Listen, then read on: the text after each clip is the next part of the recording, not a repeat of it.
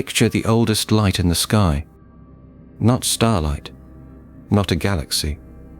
A faint microwave afterglow from when the universe was young, spread across the sky like a fossil map. Now picture another route, nearby stars that pulse with a rhythm, and supernova bright enough to mark galaxies far beyond them. Both routes ask the same question. How fast is the universe expanding today? And they do not give the same answer. Read the ancient light through our standard model, and the answer lands near 67.4.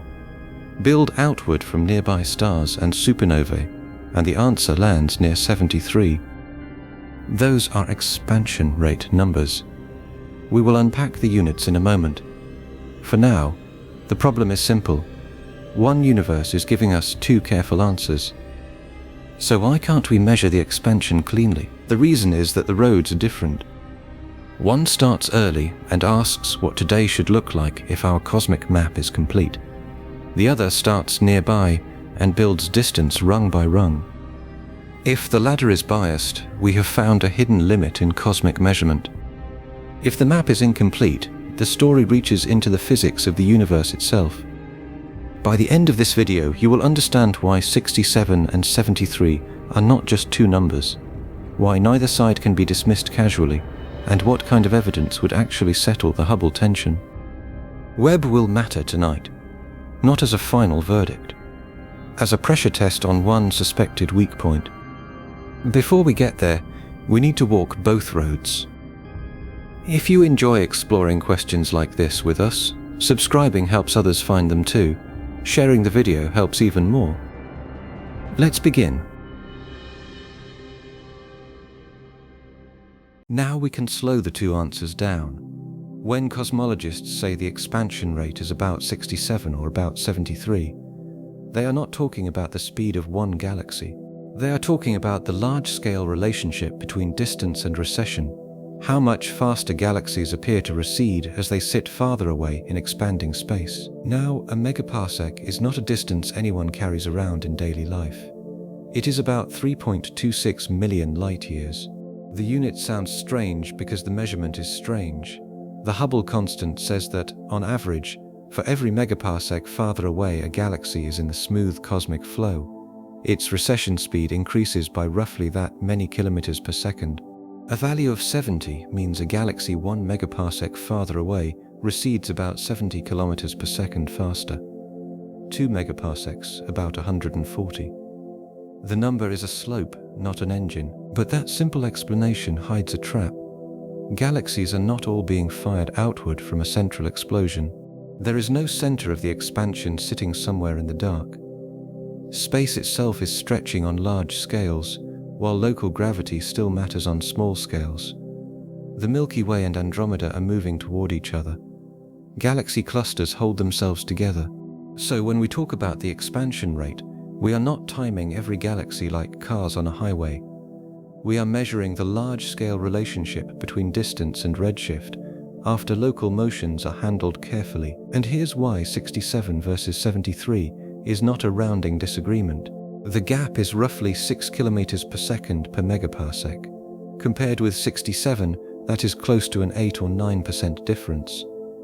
In ordinary life, 8% can sound small. In precision cosmology, with published uncertainties near 1 or 2% on the local side, and much smaller model-inferred uncertainty on the Planck side, that difference becomes stubborn.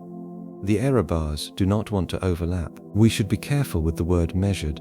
Planck did not point a speed camera at nearby galaxies and read 67. It mapped the cosmic microwave background, the ancient light left over from the early universe, and then cosmologists inferred today's expansion rate by fitting that pattern with lambda CDM, the standard cosmological model. CCHP did not simply watch space stretch in real time and read 73. It built a local distance ladder through stars and supernovae. Both routes are serious. Neither is a casual guess, so the question changes shape.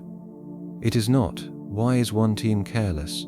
It is, why do two careful roads to the same number end in different places? One road asks what today should look like if our early universe map is complete. The other asks what today does look like when we calibrate distances nearby and climb outward. The tension lives in the difference between should and does. Think about how strange that is. The Hubble constant is supposed to summarize the present expansion rate. Yet the answer depends on which part of cosmic history we trust first. Start near the beginning, and the universe grows into one number. Start nearby, and the measured flow points to another. Same universe, same present day, different roads. Now that does not mean the universe is broken. It means our route to the number contains assumptions. The early route assumes the standard model correctly carries the universe from the hot young plasma to today. The local route assumes every rung of the distance ladder has been calibrated well enough that tiny biases do not climb upward. The independent routes test whether either assumption is leaning, and this is where the tension becomes a good story for science, not a bad one. Precision did not remove the mystery. Precision revealed exactly where the mystery lives. When the uncertainties were broad, many answers could hide inside them. Once the measurements sharpened, the hiding place became narrower. The disagreement became visible. Let's keep one sentence in mind as we go. The argument is not about one number. The argument is about which road to the number is hiding an assumption. That road may be local, it may be early, it may pass through stellar physics, supernova calibration, dark energy, or the sound horizon. But before we can judge any of that, we need to see why this number has always been hard to catch. For drifting listeners, here is the reset. H0 is the present expansion rate in the distance redshift relation. Planck plus lambda CDM gives about 67.4. The Cepheid and Type ER supernova ladder gives about 73. The difference is larger than the quoted uncertainties, and the rest of our journey is the search for the hidden assumption that makes those roads diverge. The first clue is historical, because long before Planck, long before Webb, and long before the modern Hubble tension had a name, the cosmic distance scale was already teaching astronomers humility. The ruler kept changing, the universe kept getting bigger, and the number at the center of the story refused to sit still. Now pause on the unit again, because it protects us from a common mistake. Kilometers per second sounds like ordinary speed. Megaparsecs turn it into a relationship. A galaxy twice as far away is not carrying a bigger engine. It participates in a larger stretch of space between here and there. That is why distant recession can exceed the speed of light without violating special relativity. The rule against faster-than-light motion is local motion through space, not the expansion of the metric itself across enormous distances. And when we say today, we also need care. Cosmologists write H0 because the expansion rate changes with time. In the past, matter was denser, and the expansion history was different. Dark energy becomes important late, so the Hubble constant is not constant across all cosmic time. It is the present value of a changing function. That small subscript matters, because Planck looks backward and infers forward, while CCHP looks locally at the late-time universe. The psychological trap is that 67 and 73 look like neighboring house numbers. We hear them and expect a clerical dispute, but the two numbers carry entire methods inside them. One contains a map of the early plasma, the sound horizon, matter density, and dark energy. The other contains parallax, stellar pulsation, supernova light curves, dust, and galaxy motions. 6 units of HCO are not just 6 units. They are 6 units of disagreement between two systems of trust. So when the viewer asks why we cannot measure it, the answer is not that we lack instruments. We have exquisite instruments. The answer is that the instruments do not measure the same object in the same way. They interrogate different eras, different physics, different assumptions, and different error budgets. The present expansion rate sits at the crossing point of all of them. This is why a calm treatment is stronger than a crisis headline. Panic compresses the problem until it sounds like a scandal. A measurement documentary stretches the problem back out. We can see the roots, we can test the weak points. We can ask which assumptions carry the most weight. The drama remains, but it becomes useful. Before we move on, let's make the gap audible in a different way. If two thermometers disagreed by 8% about the temperature of a room, we would not shrug and average them. We would ask where each thermometer was placed, how each one was calibrated, and whether one of them was actually measuring a draft near the window. Cosmology has a harder version of that problem. The room is the observable universe. The thermometers are not sitting side by side. One is built from ancient radiation. One is built from nearby distance markers. Both have been checked again and again. Now look at what an average would hide. If we simply split the difference and said the answer is around 70, we would lose the whole scientific problem. The Planck root is not low because someone rounded down. The Show's root is not high because someone wanted a dramatic headline. Each number is attached to a chain of evidence. Averaging the chains without understanding them would be like averaging two maps when one may have the wrong scale and the other may have a bent ruler. The midpoint would feel comforting, but it would not tell us which assumption failed, and the universe gives us no laboratory reset button. We cannot rerun cosmic history with slightly different dark energy. We cannot move a galaxy to a new distance and check whether its redshift changes as expected. We have one sky, one history, one cosmic sample. That makes cross-checks precious. Every independent method is another way of asking whether the disagreement belongs to local stars, early physics, or the bridge between them. So Chapter 1 leaves us with a working rule. Never treat H0 as a single dial floating alone. It is a junction. Touch it, and the age of the universe shifts. Distances shift.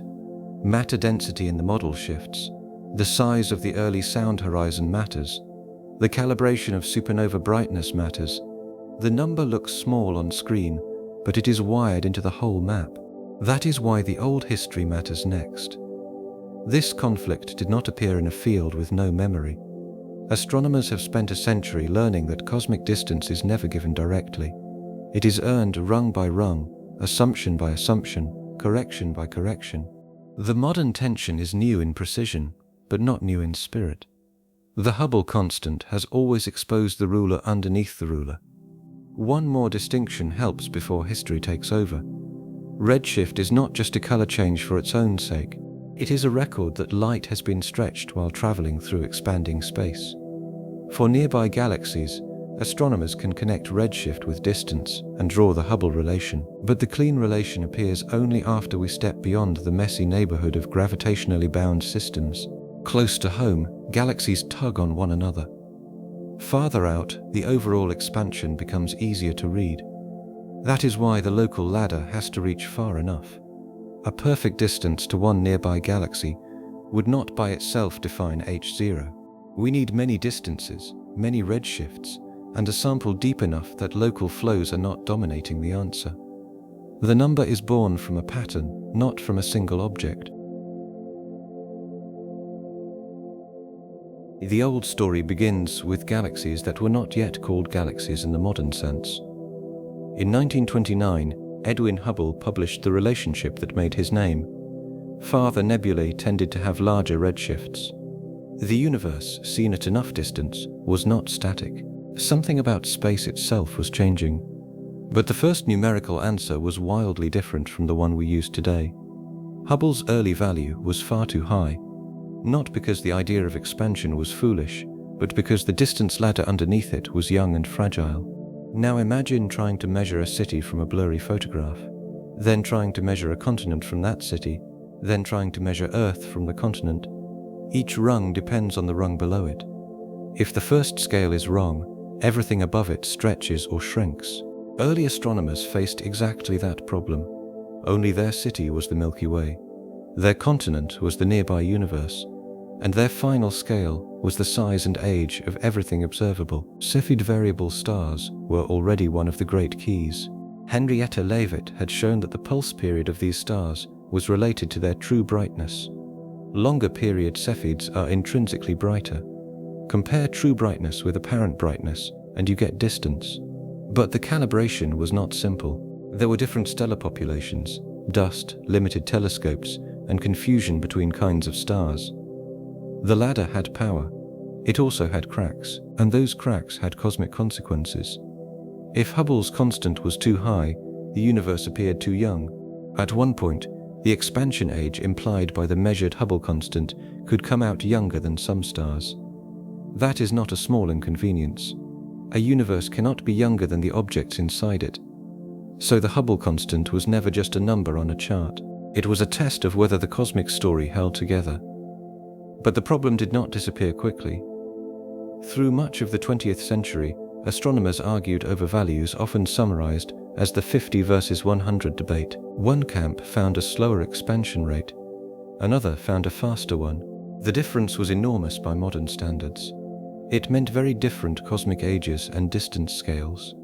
And the argument persisted because the distances themselves were difficult. The universe does not hand us a ruler long enough to reach a far galaxy. So when the Hubble Space Telescope was launched, part of its promise was written into its name. It could help measure the Hubble constant by seeing Cepheids in galaxies too distant for ground-based telescopes to handle well. Wendy Freedman and collaborators led the Hubble Space Telescope Key project, a major effort to settle the old distance scale debate. Around 2001, the project reported a value near 72, with an uncertainty of about 8 km per second per megaparsec. That was a triumph. The old factor of 2 argument had narrowed dramatically. Here's the important turn. The Key project did not create the modern Hubble tension. It created the conditions that made a sharper tension possible later. Once astronomers could say the value was roughly in the low 70s, with much smaller uncertainty than before, the field moved from chaos toward precision, and precision changed the kind of question being asked. The old question was, can we measure the number at all? The modern question is more unsettling. We can measure it several careful ways. Why do those careful ways not converge? The old ruler was blurry. The modern rulers are sharp enough to disagree, and we should not turn that history into a cheap lesson about science being wrong. Science was doing what it is supposed to do. Better instruments exposed bad assumptions. Better calibrations fixed earlier mistakes. Better samples narrowed the range. The universe did not change. Our access to it improved. The problem is that improved access can reveal a hidden disagreement instead of erasing every disagreement. Look at the pattern. Hubble's early value was too high. Later work lowered and refined it. The HST Key project narrowed the debate.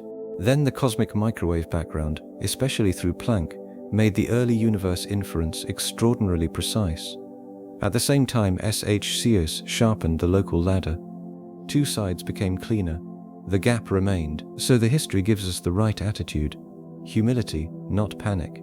The Hubble constant has always been a test of hidden assumptions in distance measurement.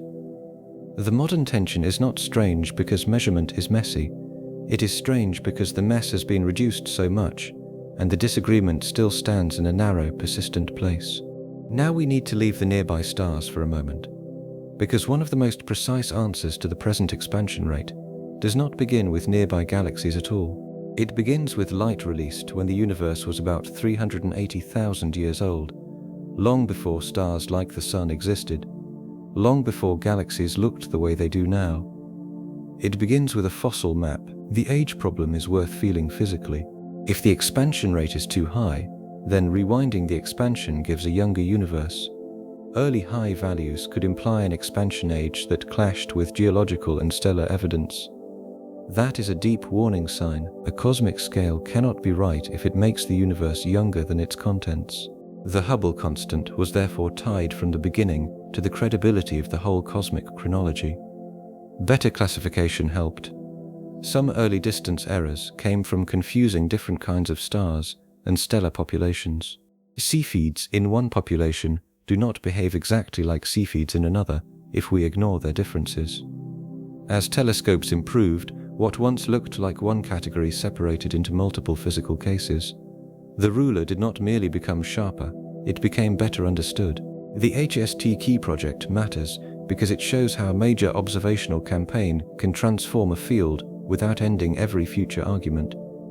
A value of 72 plus or minus 8 was not precise by today's standards, but compared with the 50 versus 100 error, it was revolutionary.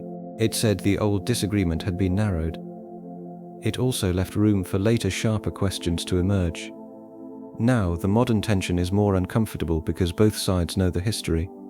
Nobody in this debate is unaware that distance ladders have fooled astronomers before.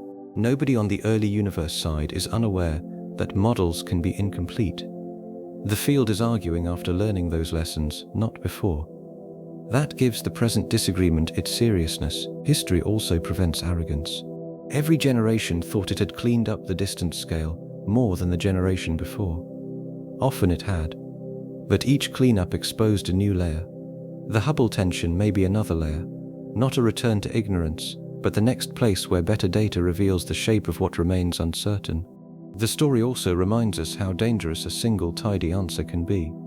Early observers did not lack intelligence, they lacked separation. Their telescopes blurred stars together, their catalogues mixed populations.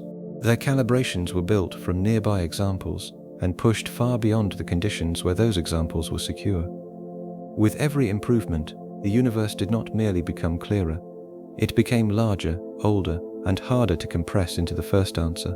Now think about what changed when the Hubble Space Telescope entered the story. It did not turn distance measurement into magic. It gave astronomers cleaner access to Cepheids in galaxies that had hosted Type Y supernovae. That connection mattered because supernovae could reach much farther than Cepheids. Cepheids could calibrate the explosions. The explosions could carry the distance scale outward into the smoother Hubble flow. The key project was powerful because it attacked the old distance scale as a chain, not as a guess. But even a triumph can leave a residue. A value near 72, with an uncertainty of about 8, was precise enough to end the old factor of 2 fight, but too broad to reveal today's narrow split. The key project could say, in effect, the expansion rate is not 50 and not 100 in the old crude sense. It could not yet force the early universe map and the late universe ladder into the same tiny box. That transition matters emotionally. The modern problem is not an embarrassment after a century of failure.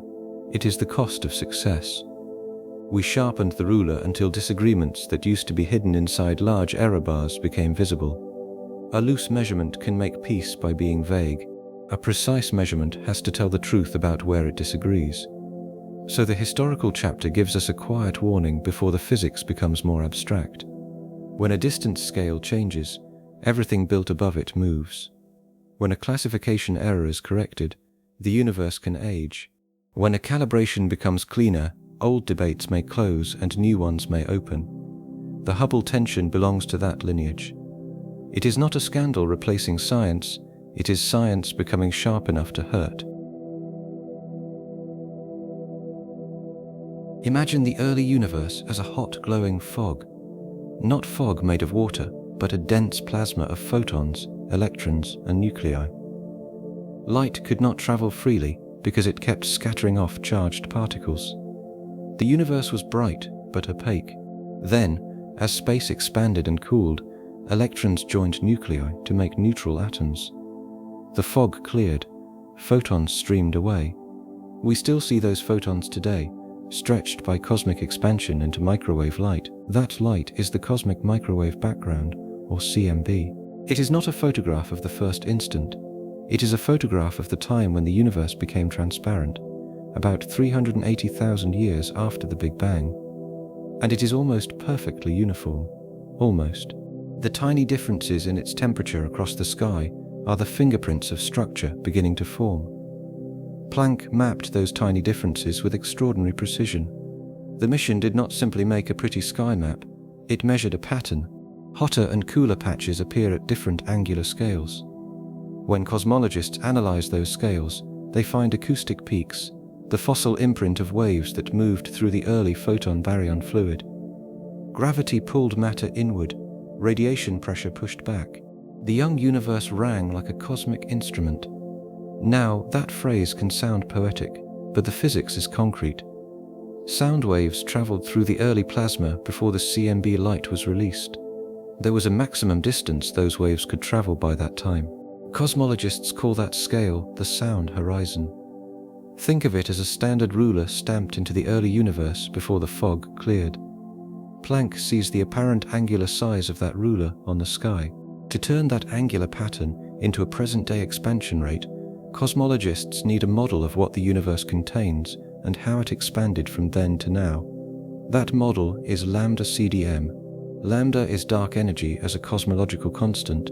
CDM is cold dark matter.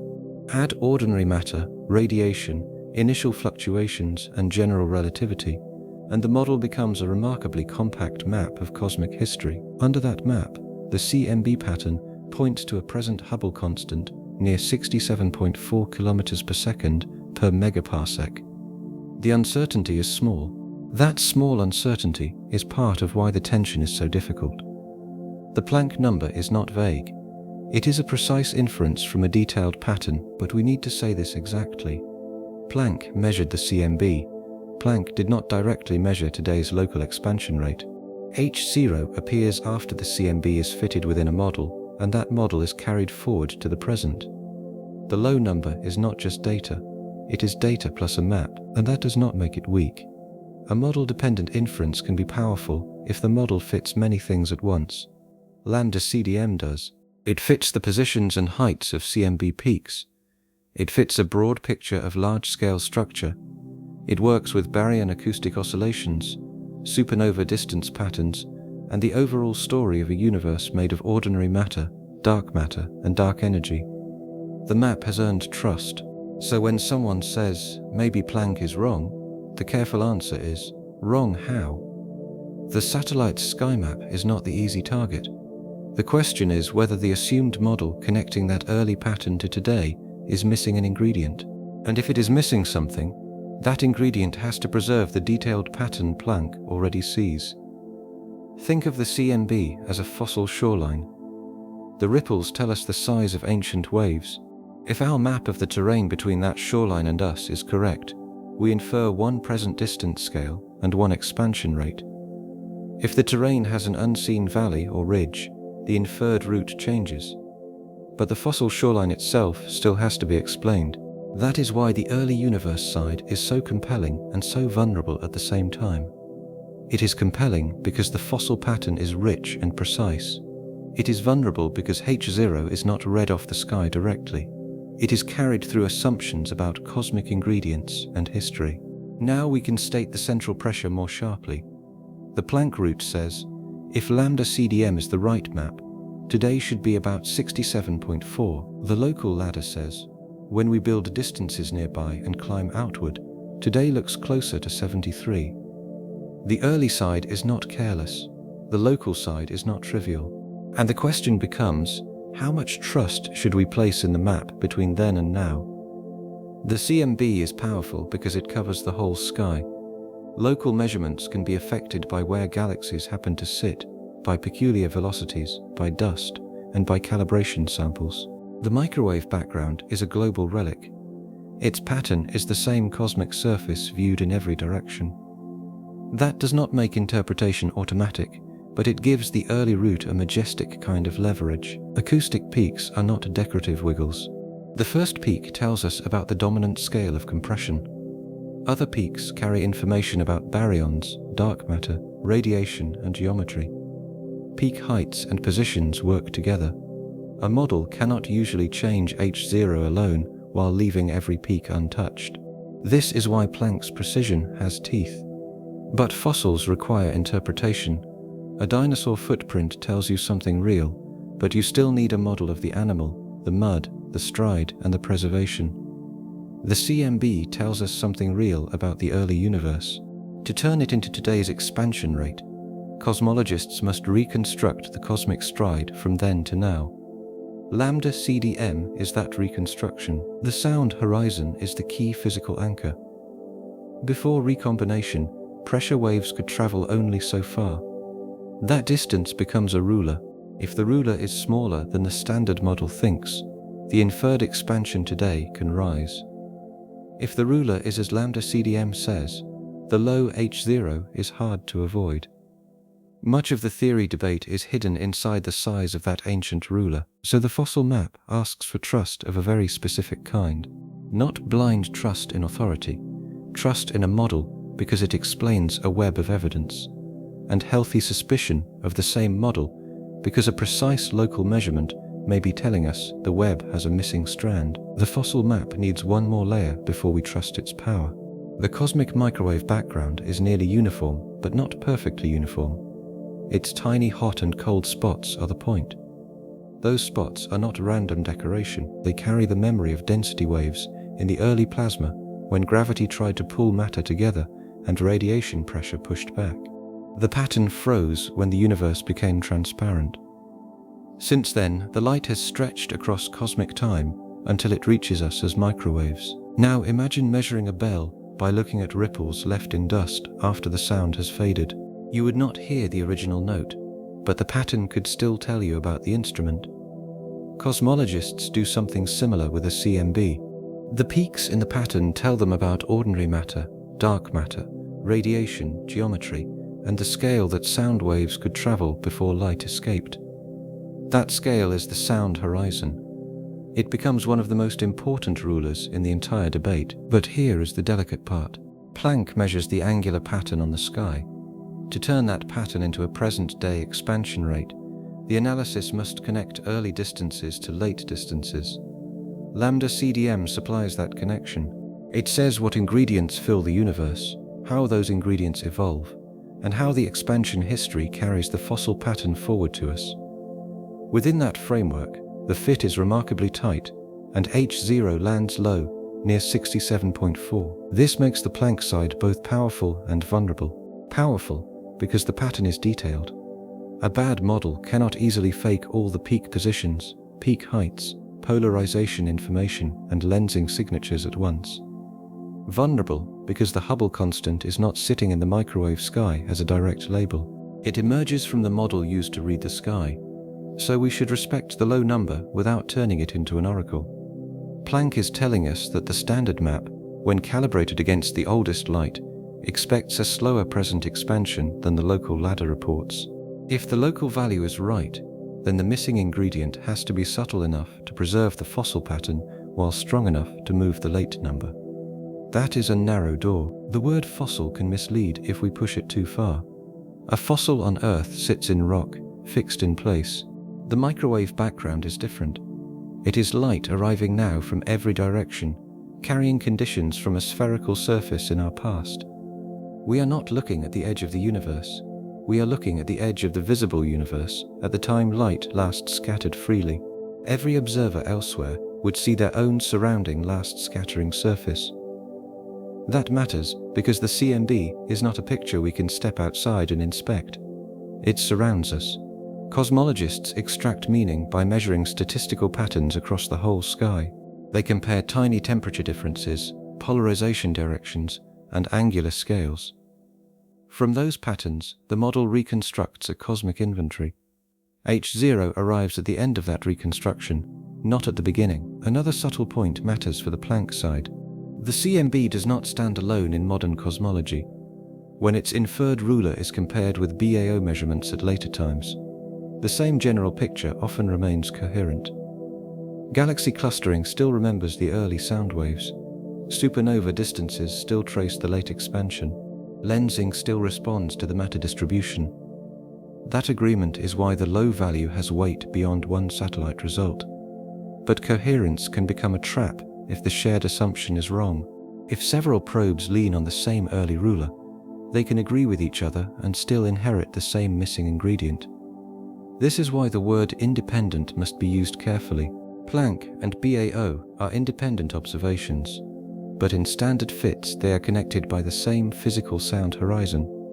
Agreement strengthens the model, yet it also tells us where a successful modification must operate. Lambda CDM is easy to mock if we say the words too quickly. Dark matter, dark energy, a Greek letter, a cold invisible component. It can sound like a collection of placeholders, but in cosmology the standard model is not trusted because it sounds complete. It is trusted because it keeps passing tests that are very hard to pass by accident. Now look at what the model has to explain. It has to match the temperature pattern of the cosmic microwave background. It has to match polarization information. It has to fit the relative heights of acoustic peaks. It has to connect the early universe to the distribution of galaxies. It has to work with baryon acoustic oscillations, those ancient sound wave imprints seen statistically in galaxy clustering. It has to leave room for supernova evidence that cosmic expansion is accelerating. That is a lot of receipts. So if we want to raise the Planck-inferred Hubble constant from about 67 towards 73, we cannot simply turn one knob and walk away. The sound horizon may need to shrink, the expansion history may need to change. The matter density, radiation density, or dark energy behavior may shift. But every change touches other measurements. Here's the lock. The CMB gives us the angular size of the sound horizon. If the physical sound horizon is smaller than lambda CDM thinks, then the same observed angle can imply a different distance and a higher H0. That is why many early universe solutions try to reduce the sound horizon. But the sound horizon is not floating alone.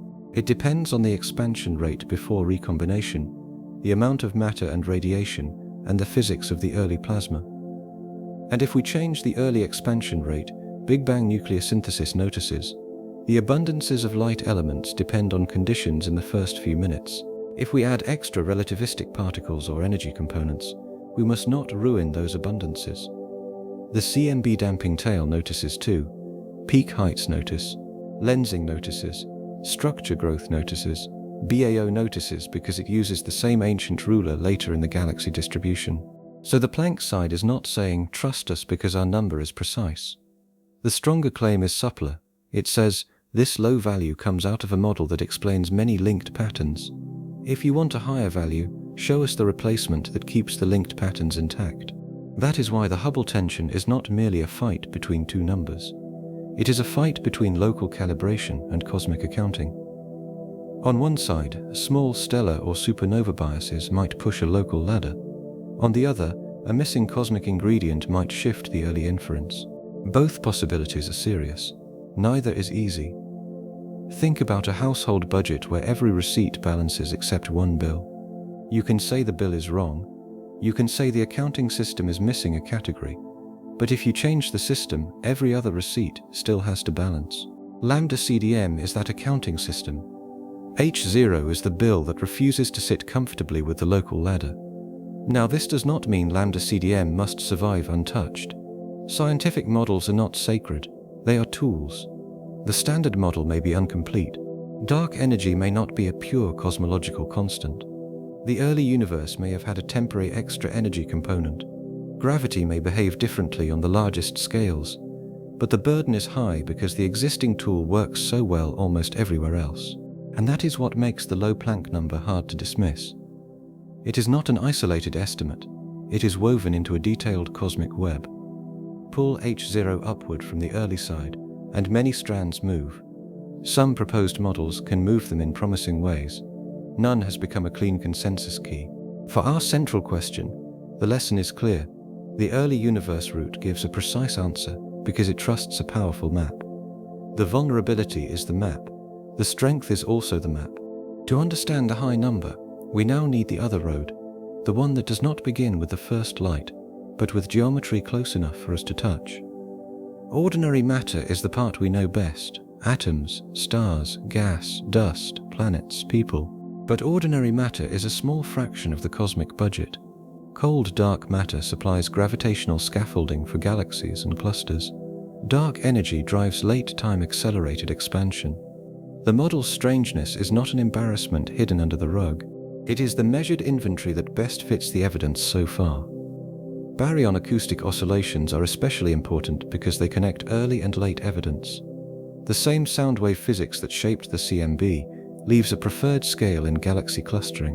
When BAO measurements agree with the CMB-informed ruler, lambda CDM gains support. When we propose changing the early ruler, BAO becomes one of the first checks waiting at the door.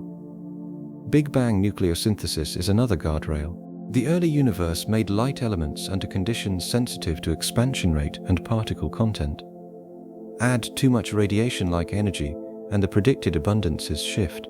So a model designed to fix H0 has to pass evidence from minutes after the Big Bang, as well as evidence from 380,000 years later. The timeline is crowded with constraints. Lensing and structure growth add late-time pressure. Matter clumps under gravity. light bends around mass. Surveys measure those patterns. If a proposed fix changes expansion or gravity, it can alter how structure forms. A higher H0 solution that creates the wrong amount of clustering is not a clean solution. It is another tension wearing a different coat. The map's assumption, then, is not one assumption. It is a compact network of assumptions that have survived many tests. The Hubble tension asks whether one piece of that network is subtly wrong, or whether the apparent conflict comes from the local road instead. That is a much deeper question than asking which number we prefer. A useful way to picture lambda CDM is not as a slogan but as an accounting book.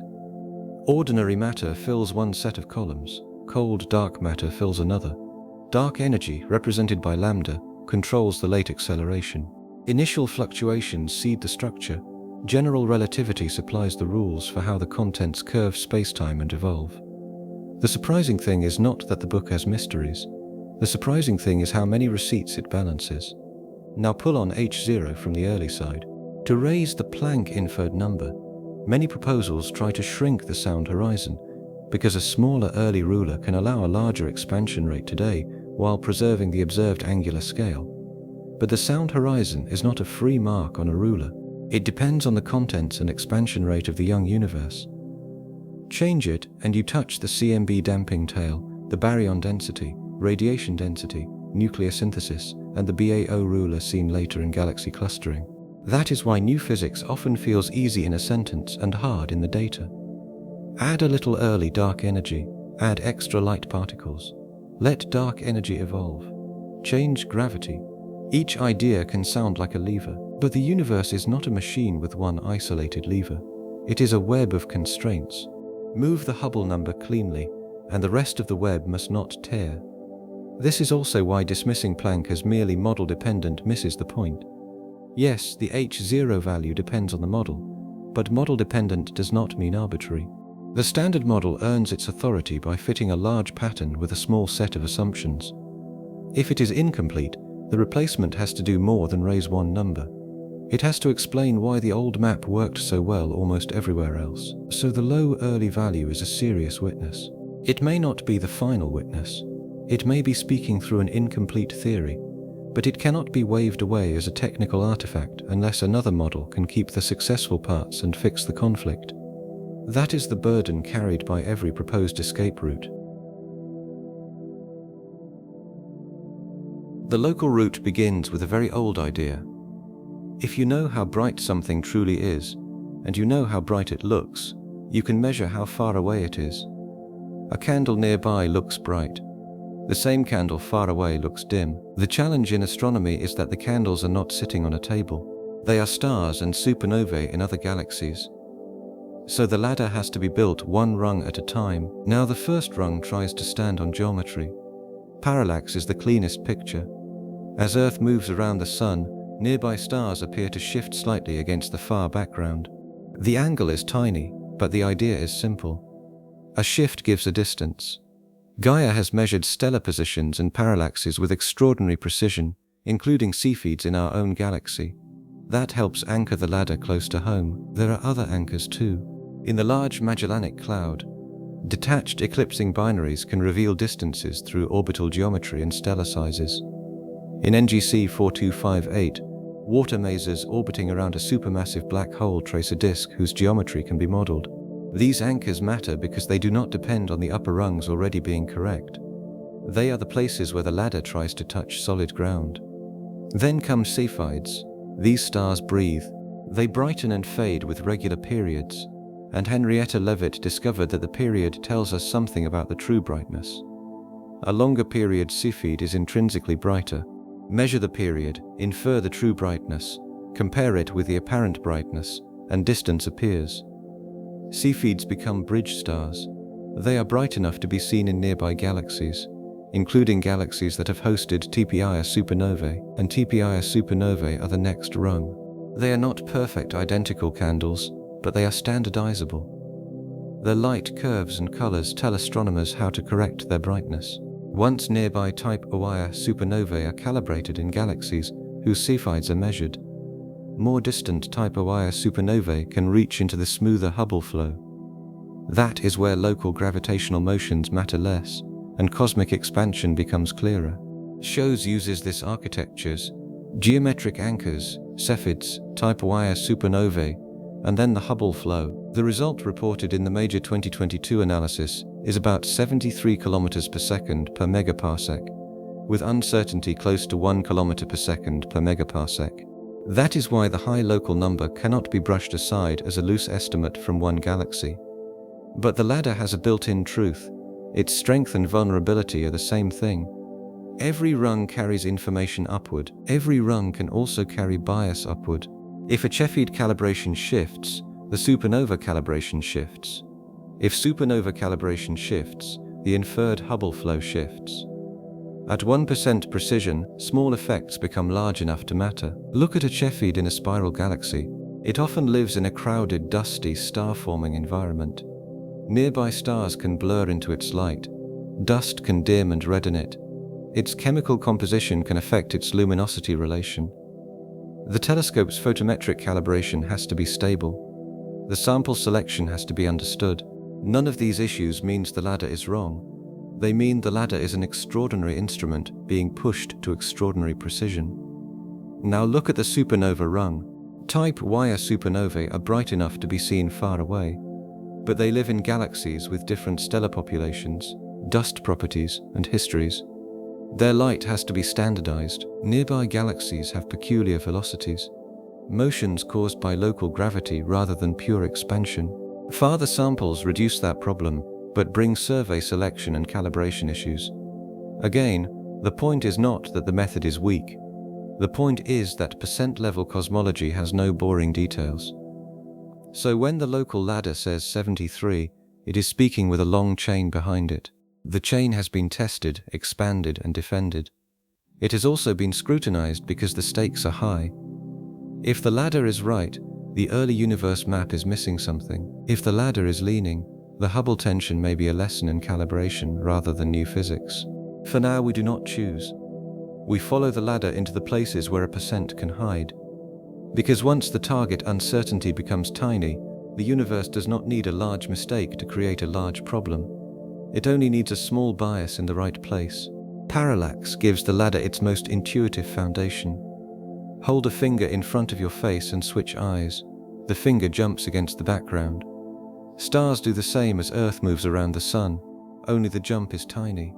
Gaia measures those jumps for huge numbers of stars. That geometric base helps calibrate Cepheids without requiring us to know the final Hubble constant first. Detached eclipsing binaries in the Large Magellanic Cloud are wonderfully physical. Two stars orbit each other and pass in front of one another. From the timing, brightness changes, and stellar properties, astronomers can infer sizes and distances. It is not a perfect method, but it is geometrical in spirit. It gives another anchor that is not simply Cepheids calibrating themselves. NGC 4258's Massa disk is another anchor with a different feel. Water molecules near a black hole emit at microwave wavelengths, tracing a rotating disk. The motion and geometry reveal distance. It is like seeing a tiny rotating ruler in another galaxy. Anchors like this are precious because they give the ladder multiple feet on the ground. The Aimintio Cepheids then connect those anchors to supernova hosts. That connection is crucial because type Ia supernovae are rare. We need galaxies that contain both measurable Cepheids and a well-observed type Ia supernova. Those overlapped galaxies become calibration bridges. The ladder is not abstract. It is a carefully chosen set of places where two distance languages can be spoken at once. Finally, the supernovae reach farther out, where cosmic expansion dominates over local motions. The farther rung is needed because nearby galaxies have peculiar velocities from local gravitational flows. If we only used nearby objects, the Hubble flow would be noisy. Type Ia supernovae carry the ladder outward into a smoother regime where the slope can be measured. The local ladder feels more intuitive because it begins with geometry. Parallax is almost childlike in concept. Look at a nearby star from one side of Earth's orbit, then look again from the other side, and the star appears to shift against the far background. The angle is tiny, but the logic is clean. Gaia makes that logic powerful by measuring stellar positions with extraordinary precision, including Cepheids in our own galaxy. But the ladder cannot stop in the Milky Way. To reach the Hubble flow, we need markers bright enough to bridge larger distances. Cepheids do part of that job because their pulse period reveals their true brightness. Find Cepheids in a galaxy that also hosted a Type 1a supernova, and the Cepheids calibrate the supernova. Then similar supernovae, much farther away, carry the calibrated brightness into galaxies where the expansion flow is smoother. Now the beauty of this chain is also the risk. Every rung borrows trust from the rung below it. Gaia parallaxes, eclipsing binaries in the Large Magellanic Cloud, and the water maser in NGC 4258 anchor the Cepheid scale. Cepheids calibrate nearby supernova hosts. Supernovae extend the measurement outward. A tiny shift in the anchor, the Cepheid brightness relation, or the supernova calibration does not stay local. It climbs. SH0S is strong because it has spent years attacking that chain directly. It uses multiple anchors, many Cepheids, careful photometry, and large supernova samples. It is not a one-object result. It is a program built to make the late universe answer in its own language. And that language has continued to say something near 73. Still, a ladder is only as honest as its corrections. Stars live in messy galaxies. Supernovae explode in environments with dust and stellar populations. Nearby galaxies have their own motions. Photometric systems have 0 points. At the precision now being claimed, these are not footnotes, they are the battlefield. The next chapter lives inside those percentages, because the question is whether small effects can add up to the distance needed to move 73 down towards 67. Cepheids are so useful because they turn time into brightness. A star pulses. We measure the rhythm. The rhythm tells us the star's intrinsic luminosity through the Leavitt law. Then the difference between intrinsic and apparent brightness tells us distance. That is a wonderfully human kind of measurement. We cannot touch the star, but we can listen to its clock. Type Ia supernovae extend the same idea with far greater reach. They are not perfect standard candles straight out of nature, but their light curves can be standardized. A slower or faster fading pattern, a color measurement, a host galaxy correction, and a calibration from nearby hosts all help turn an explosion into a distance marker. The ladder is therefore not one ruler. It is a relay race, with Cepheids handing distance to supernovae, and supernovae carrying the baton into the wider flow. The anchors deserve their own moment because they keep the ladder from floating. The Large Magellanic Cloud gives distances through detached eclipsing binaries, pairs of stars orbiting each other, eclipsing each other, and revealing their sizes and luminosities through geometry and stellar physics. NGC 4258 gives a water maser disk whose rotation can be mapped with exquisite radio precision. Milky Way Cepheids give Gaia parallaxes. Each anchor is different enough that agreement among them matters. SH0ES uses that diversity as a defense. If one anchor were secretly biased, the others should resist. If all anchors support the Cepheid scale, the ladder becomes harder to dismiss. Critics respond by looking not only at the anchors, but at how anchors, Cepheids, supernova hosts, and covariants are combined. The debate is therefore not simply whether an anchor exists, it is how the entire calibration network behaves when every connection is asked to carry percent level weight. A 1% error sounds harmless until the whole problem is only a few percent wide. In the Hubble tension, the difference between the early and local roots is roughly 8 or 9%, and each side claims much smaller uncertainties. That means the argument is not about sloppy astronomy. It is about whether a collection of subtle effects can add up in one direction, or whether the error budgets already contain them. Now start with crowding. A Cepheid in a distant galaxy is not isolated like a labeled bulb in a laboratory. It may sit in a crowded spiral arm surrounded by unresolved stars. If those neighbors blend into the Cepheid's light, the Cepheid looks brighter than it really is. Brighter means closer. If the galaxy is inferred too close, the calibration above it shifts. A tiny blur can climb. Dust is another quiet troublemaker. Dust does not simply make objects dimmer like a grey curtain. It changes color. Different dust environments can obey different reddening laws. Infrared observations reduce the problem, which is one reason HST and JWST infrared work matters. but reduce does not mean erase. A correction that is slightly wrong can move distances by the kind of amount that matters here. Metallicity matters because stars are physical objects, not abstract candles. A Cepheid's chemical composition can affect how it pulsates and how bright it is at a given period. If Cepheids in the Milky Way, the Large Magellanic Cloud, and supernova host galaxies differ chemically, the period-luminosity relation may need careful correction. Again, this is not scandal. It is stellar astrophysics entering cosmology through the side door. Selection effects are quieter still. Telescopes detect some stars more easily than others. Faint Cepheids near a detection limit may be missed. Crowded regions may be harder to measure. Period cuts and fitting choices can change which stars define the relation. When a team wants percent level distances, the sample is not just a pile of data. It is a carefully filtered instrument. Then there are photometric zero points.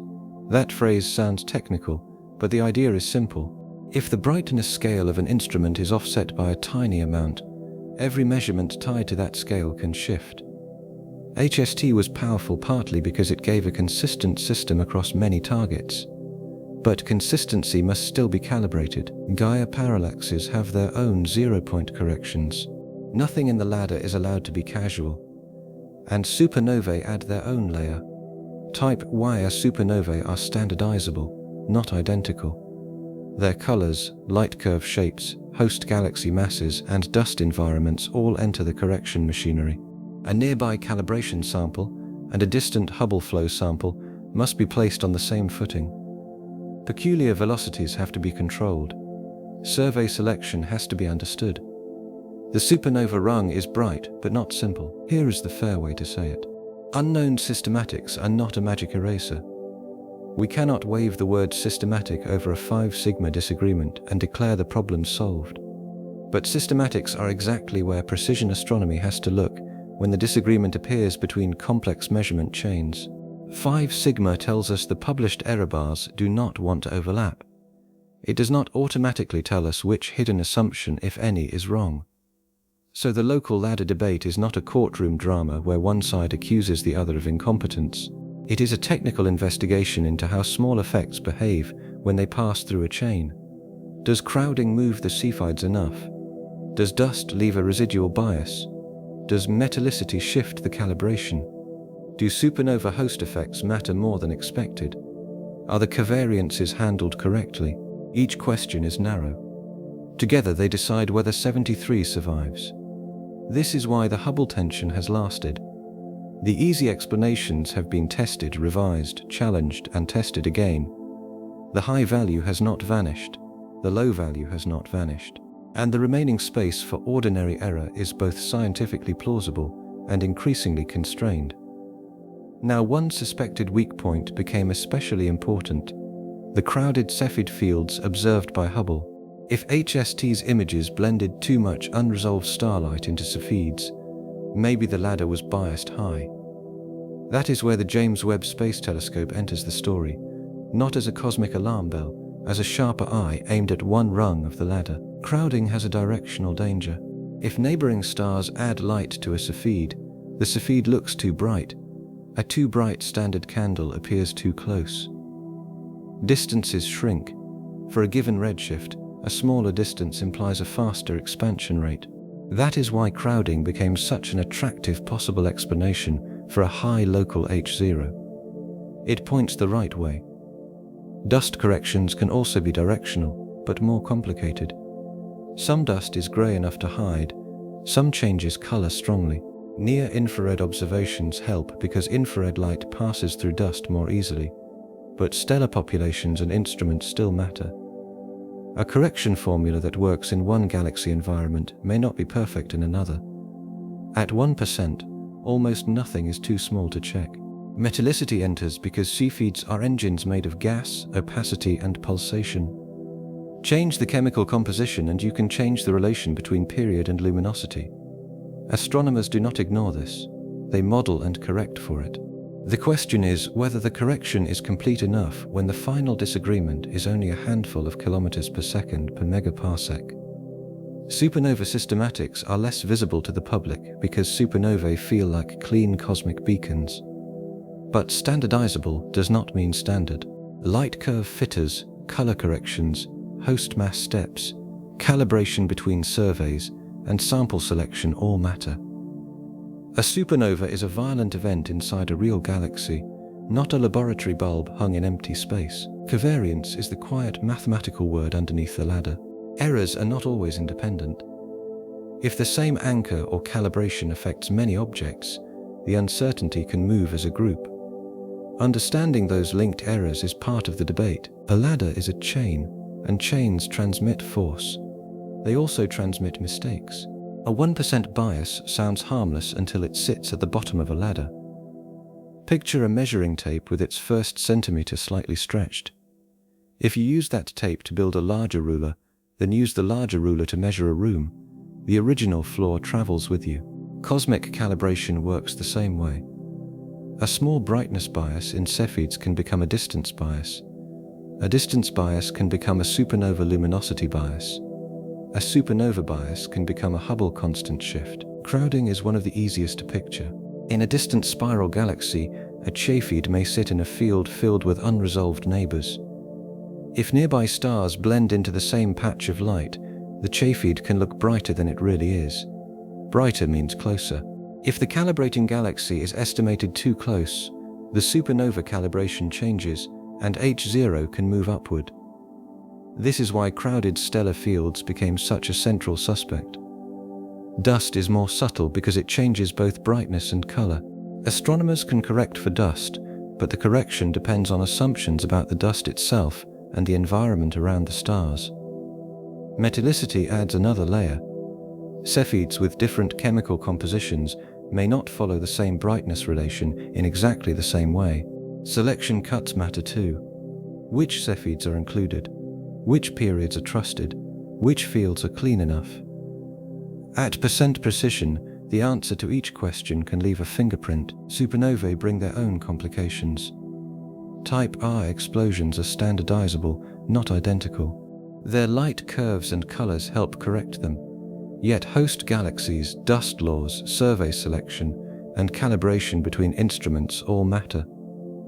Even redshift is not perfectly clean nearby, because galaxies have peculiar velocities from local gravity, move far enough out, and those motions become less dominant, but nearby calibration still has to account for them.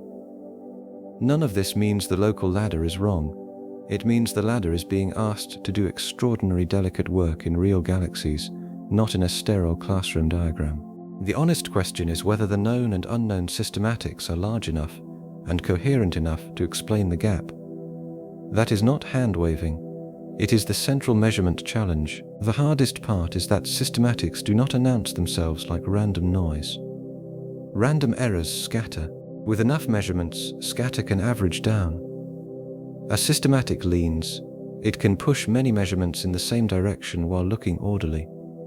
That is why precision teams obsess over calibration choices that sound tiny from the outside. A 0-point shift, a color law, or a selection boundary can be boring in language and powerful in consequence. Covariance adds another quiet complication. Errors are not always independent. The same photometric calibration can touch multiple galaxies. The same anchor assumption can affect many Cepheids. The same supernova sample treatment can influence the final slope. If errors are correlated, counting more objects does not reduce them as quickly as the simplest statistics suggest. This is why both sides argue not only about data points, but about the structure of the error budget. Webb did not enter the Hubble tension as a magical judge. It entered as an instrument with sharper infrared vision. That matters because the suspected problem was physical and concrete. Distant Cepheids are often embedded in crowded stellar fields. Hubble could see them, but neighboring stars could still blur into the measurement. JWST can separate some of that light better, especially in the infrared, where dust is less punishing. Now, this is the version of the Webb story worth keeping. Not Webb delivered a final verdict. Not Webb proved cosmology wrong. Webb looked at a suspected weak point in the local ladder and asked a narrow question: Were Hubble's Cepheid measurements biased by unrecognized crowding enough to fake the high Hubble constant? A narrow question can still be powerful. The show's team used JWST to observe Cepheids in important anchors and supernova host galaxies, comparing Webb measurements with Hubble measurements. Their reported conclusion was that HST and JWST distances agreed closely in the tested fields. In their interpretation, unrecognized distance-dependent crowding in Hubble Cepheid photometry is not large enough to erase the Hubble tension. That is a serious result. If one of the most obvious local ladder escape routes becomes harder to use, the high local value becomes harder to dismiss. It means the argument cannot simply be, Hubble's Cepheids were all blended and Webb fixed the mistake.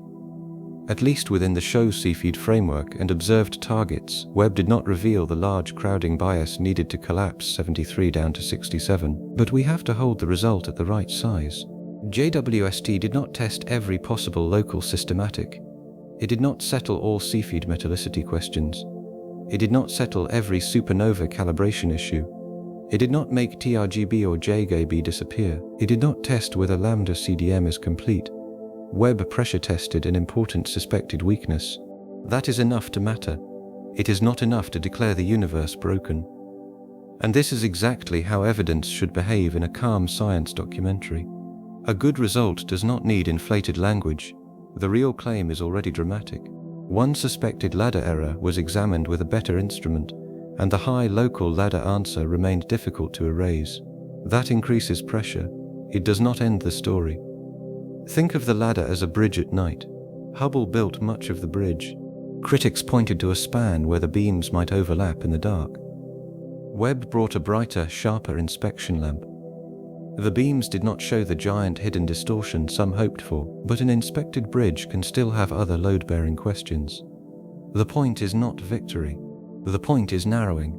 Now we can see why Webb first packaging can mislead.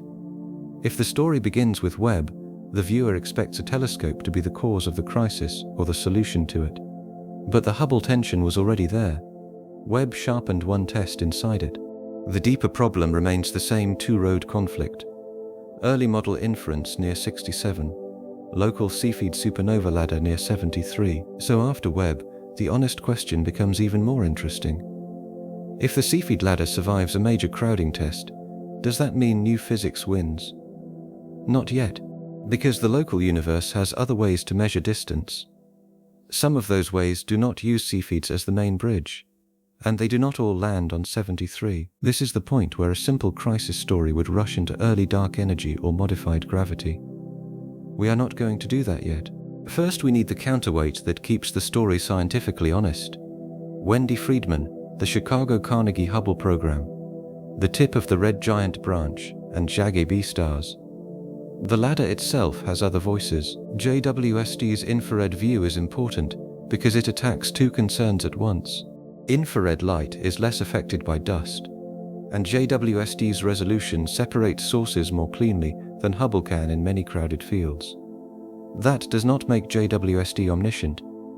It makes it well matched to a specific Cepheid question. The phrase crowded no more captures the hope, as Cepheids that looked blended in an older image can be seen with better separation. If many Cepheids turned out to be significantly contaminated, the local ladder might shift.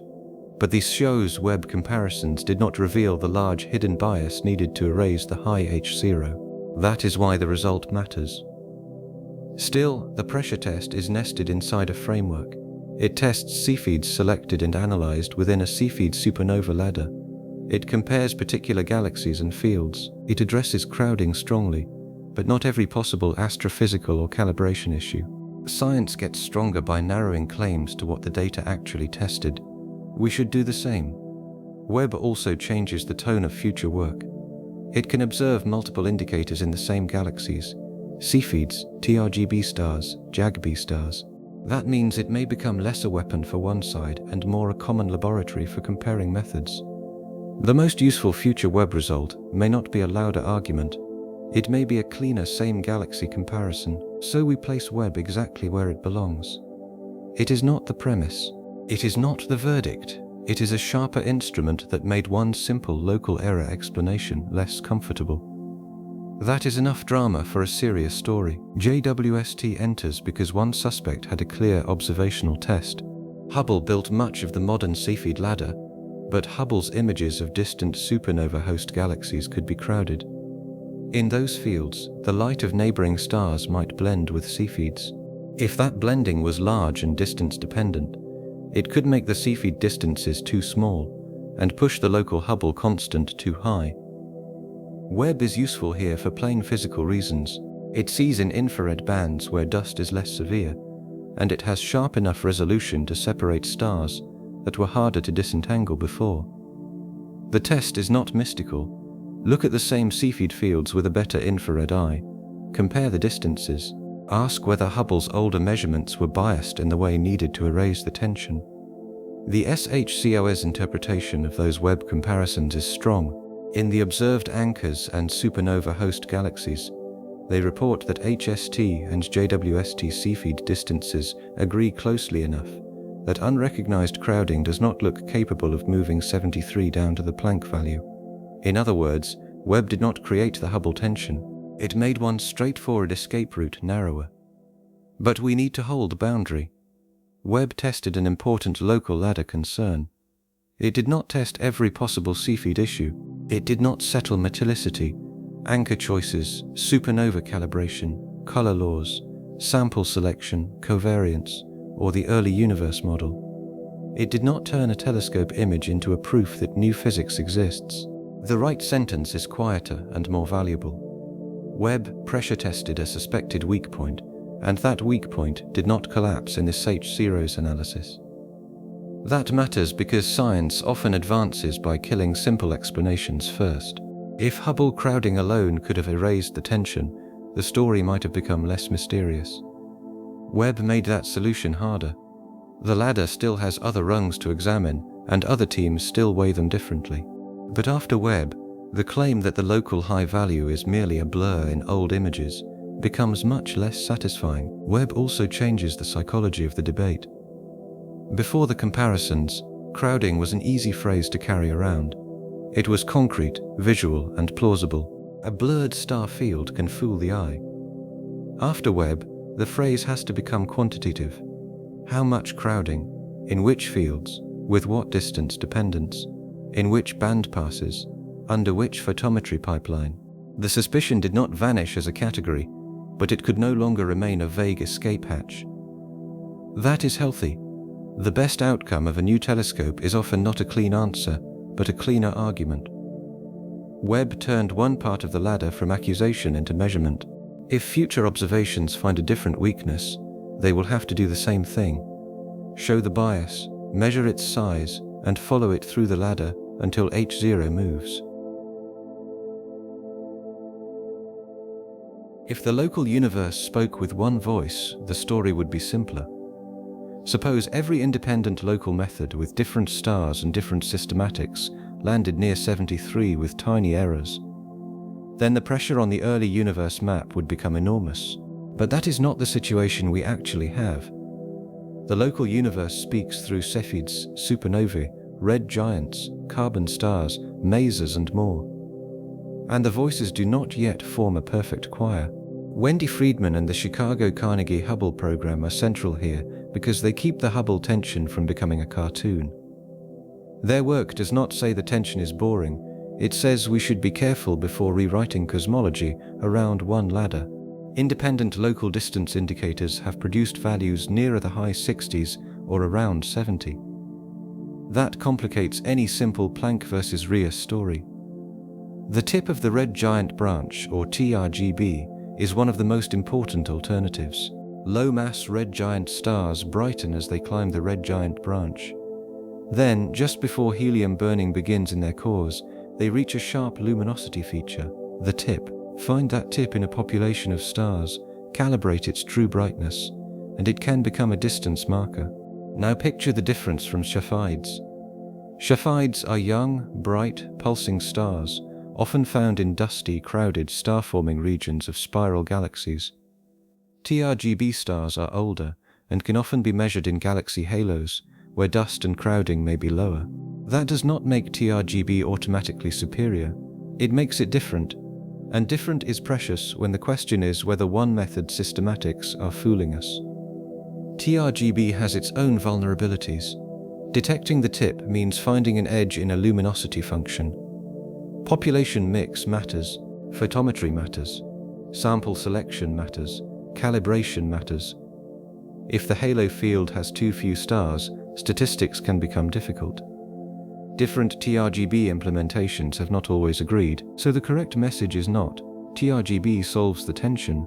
The correct message is, TRGB tests the ladder with different stars and different errors. JAGB stars add another local voice.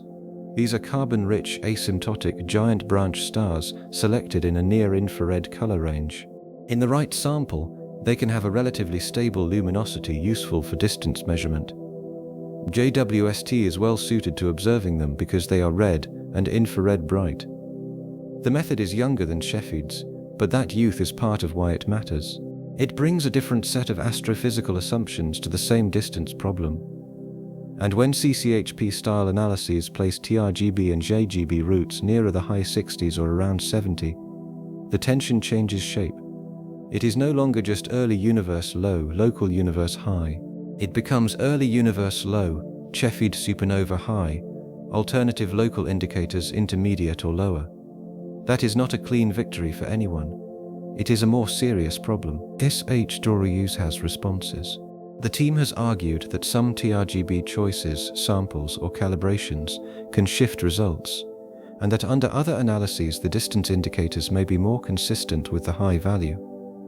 Freedman and collaborators emphasize independent methods and systematics. This is exactly the kind of disagreement science needs to have before theory takes over. Methods, not personalities, are the point. So before we ask whether dark energy changed or the early universe had an extra component, we have to ask whether the local side has truly converged. Right now, the answer is not clean enough. Cepheids plus Type Ia supernovae give a strong high value. Webb makes one Cepheid crowding explanation harder.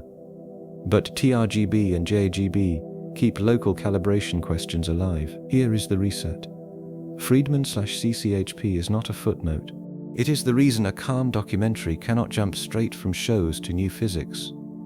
If independent local methods disagree with one another, then local measurement systematics remain a serious possibility. Not a dismissal, a live scientific route. And that raises the next question. If the main ladders disagree, can other clocks and rulers step outside the argument? Can gravity, galaxy clustering, water mazes, or gravitational waves tell us which road bends? To answer that, we need methods that are independent in spirit, even if none is simple in practice. TRGB is visually different from Cepheids too. Instead of watching a star pulse, astronomers build a color magnitude diagram and look for a sudden edge where red giants stop getting brighter. The tip is a population feature. It is not one star carrying the whole distance. That makes the method feel statistical, but also robust when the population is clean and the calibration is sound. Measuring TRGB in galaxy halos is attractive because halos are less dusty and less crowded than star-forming disks. But halos can bring their own sample issues. Are there enough stars? Is the population mix appropriate? Is the edge sharp? The method reduces some Cepheid problems while introducing different ones. That is exactly what we want from an independent check. JAGB stars are newer in this context, so they carry promise and caution together. Carbon-rich AGB stars can be bright in the infrared and useful across distances. But selection criteria, population effects, and calibration still need expansion. A developing method should not overrule a mature one by declaration. It should test it, galaxy by galaxy, with independent physics. The CCHP counterweight also changes the emotional story. It prevents the viewer from thinking measurement error is just an excuse invented by people afraid of new physics. Here, measurement caution comes from a serious local program building alternative ladders. That makes the uncertainty more credible, not less. If future TRGB, JAGB, Cepheid, Massa, and standard siren methods converge near 73, the pressure on lambda CDM rises. If they converge near 68 or 70, the pressure shifts back onto the Cepheid supernova calibration. If they remain scattered, the honest conclusion is that local distance measurement has not finished its argument. Freedman and CCHP matter because they prevent the story from becoming a courtroom drama with only 2 witnesses. Planck says low under lambda CDM. SHCO says high through Cepheids and supernovae. But the local universe also offers other stellar indicators, and those indicators do not all march neatly behind the Cepheid value. That is not a boring complication. It is the reason the tension remains scientifically honest. The tip of the red giant branch uses a different population of stars. Low-mass red giants brighten until helium ignites in their cores, producing a fairly sharp cutoff in luminosity. Find that tip, calibrate it, and it can serve as a distance marker. Often the method uses halo fields, away from crowded star-forming disks where Cepheids live. That gives TRGB a different set of strengths, less dust in many cases, different stellar physics, a useful check on whether Cepheids are carrying a hidden bias. TRGB has its own vulnerabilities. The tip has to be detected in a real luminosity function, not in an ideal diagram.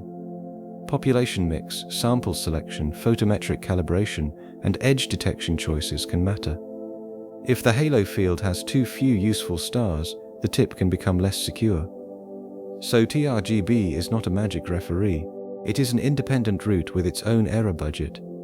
JAGB adds another route. Carbon-rich asymptotic giant branch stars, selected in near-infrared color ranges, can act as promising distance indicators. They are bright, useful with Webb, and physically distinct from Cepheids and TRGB stars. Yet the method is younger. Its calibrations and population effects still need larger samples and continuing tests. The narrative point is careful but important. CCHP values near the high 60s or around 70 keep local systematic explanations alive. They do not prove Planck right. They do not make SH zeros careless. They tell us the local side itself has not fully converged. Before we rewrite the early universe, we have to ask why different nearby ladders do not all land on the same rung. This chapter is also a lesson in scientific temperament. It is tempting to ask which famous name is right, Ries or Freedman, SH0 or CCHP. But the better question is which physical indicator is carrying which vulnerability. Cepheids live in star-forming regions and connect beautifully to supernova hosts. TRGB stars often live in older halo populations. JWST stars bring infrared carbon star physics. Each method sees the universe through a different stellar population. If those populations converge, confidence rises. If they disagree, the disagreement itself becomes data.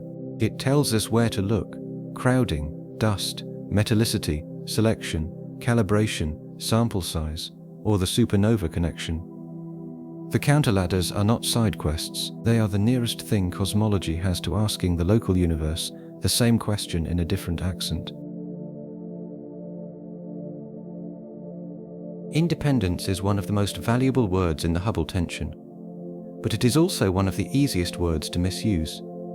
An independent method is not automatically clean, it simply fails in a different way. That difference is useful because if several methods with different weaknesses converge, confidence grows. If they scatter, the problem becomes a map of hidden assumptions. Start with baryon acoustic oscillations, or BAO. These are the same ancient sound wave imprints that helped shape the CMB story, now seen statistically in the clustering of galaxies. Imagine a preferred separation scale, a faint fossil ruler carried into the large-scale structure of the universe. Surveys measure that ruler at different cosmic times and use it to constrain distances and expansion history. BAO is powerful because it does not rely on Cepheids. It does not require Type ER supernova host galaxies to calibrate the first rungs of a local ladder. But BAO often depends on the sound horizon scale, the same early universe ruler involved in the CMB inference. So it is independent of local stellar photometry, but not independent of every early universe assumption. That distinction matters. Now consider strong gravitational lenses. Sometimes a distant quasar is multiply imaged by the gravity of a galaxy between us and it. If the quasar varies, its different images brighten at different times because the light paths and gravitational potentials differ.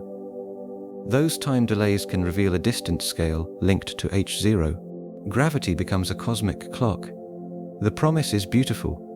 No Cepheid ladder, no CMB sound horizon inference in the same way, but the lens galaxy has mass, dark matter, stars, environment, and line-of-sight structure. Modeling that mass distribution is hard. Some lens programs have found high values. Later work emphasized that assumptions about lens profiles can broaden or shift the result. Again, independence does not mean simplicity. Masses give another route. In rare galaxies, water vapor near a supermassive black hole emits microwave radiation that traces a rotating disk. If the geometry is favorable, astronomers can model the disk and measure a distance directly. NGC 4228 is famous as a geometric anchor.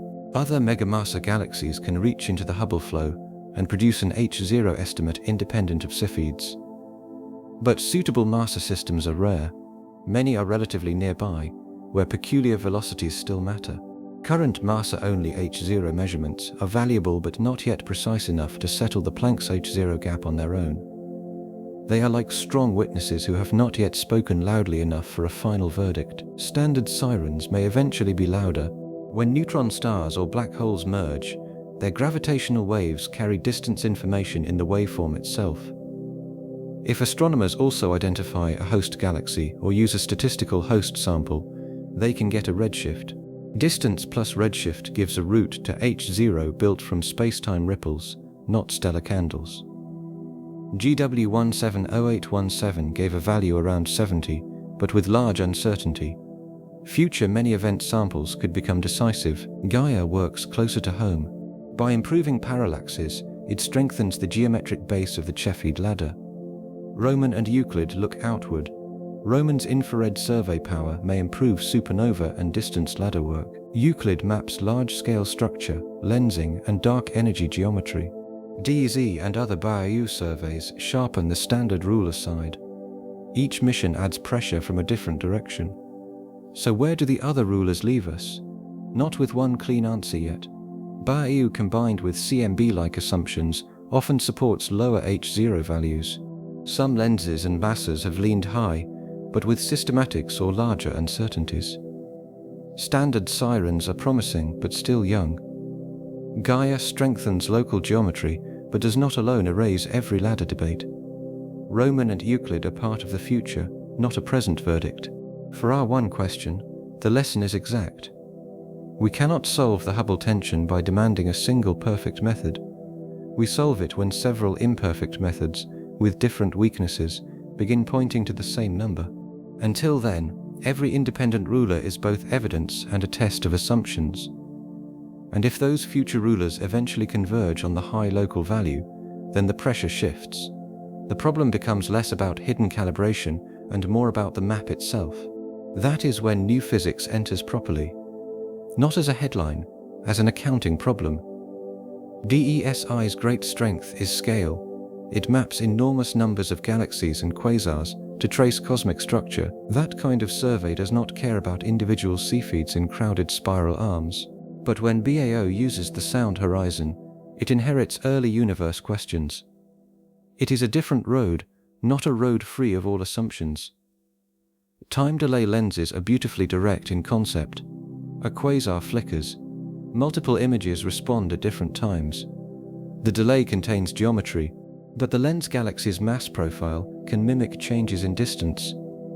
A small modeling assumption can move H0. The method is powerful because it is different.